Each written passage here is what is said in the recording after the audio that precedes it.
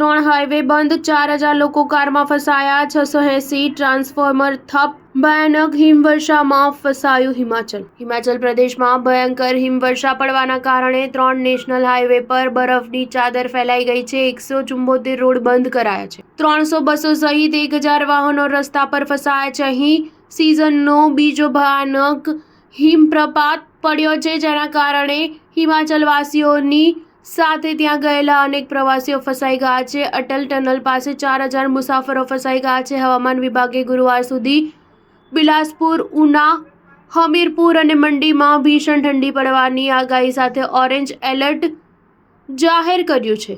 આવી સ્થિતિમાં હિમાચલ પ્રદેશ જવાનું વિચારતા લોકો મુશ્કેલીમાં ફસાઈ શકે છે. સોમવારે હિમાચલ પ્રદેશના 5 જિલ્લામાં સિઝનની બીજી હિમવર્ષા નોંધાઈ હતી. રોહતાંગમાં સૌથી વધુ 30 સેન્ટીમીટર હિમવર્ષા થઈ છે. મનાલી, કુફરી, કિલોંગ, ડેલહાઉસી અને રાજધાની શિમલામાં 10 થી 15 સેમી હિમવર્ષા નોંધાઈ છે. ઉપર આવેલો શિમલાનો વિસ્તાર અને કિન્નોર રાજધાની શિમલાથી સંપર્ક વિહોણા થઈ ગયા છે. મનાલી રોહતાંગ નેશનલ હાઈવે પર 3 રોડ બંધ થઈ ગયા છે.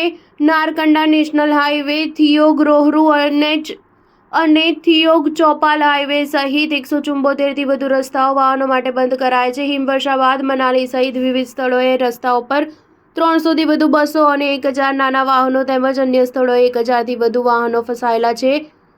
680 વીજળી ટ્રાન્સફર ઠપ થઈ ગઈ છે, જેના કારણે હજારો ઘરોમાં વીજળી ડૂલ થઈ ગઈ છે. હિમાચલ પ્રદેશના મનાલીમાં સોમવારે ભારે હિમવર્ષાના કારણે મોટી સંખ્યામાં કાર ફસાઈ ગઈ હતી, જેમાં પ્રવાસીઓ સોલંગ, અટલ ટનલ, રોહતાંગની વચ્ચે કલાકો સુધી અનેક વાહનો ફસાઈ ગયા હતા. અધિકારીઓના જણાવ્યા અનુસાર લગભગ આશરે 1000 કાર લાંબા ટ્રાફિક જામમાં ફસાઈ ગઈ હતી. ત્યારબાદ પોલીસે એક ઓપરેશન શરૂ કર્યું અને જામની સ્થિતિ પર કાબૂ મેળવ્યો હતો. સોશિયલ મીડિયા પર વાયરલ થઈ રહેલા મનાલીના જામના વિડીયો જોઈ શકાય છે કે કેવી રીતે હિમવર્ષામાં મોટી સંખ્યામાં ગાડીઓ ફસાઈ હતી. પોલીસ તેને કાઢવાનો પ્રયાસ કરી રહી છે. જણાવવામાં આવી રહ્યું છે કે બરફથી ઢંકાયેલા પહાડોમાં નાતાલ અને નવા વર્ષની ઉજવણી કરવા આવતા પ્રવાસીઓના ઘસારાના કારણે આ સ્થિતિ સર્જાઈ હતી. સ્ટાર ન્યૂઝ 7 હંમેશા સચ્ચાઈની સાથે.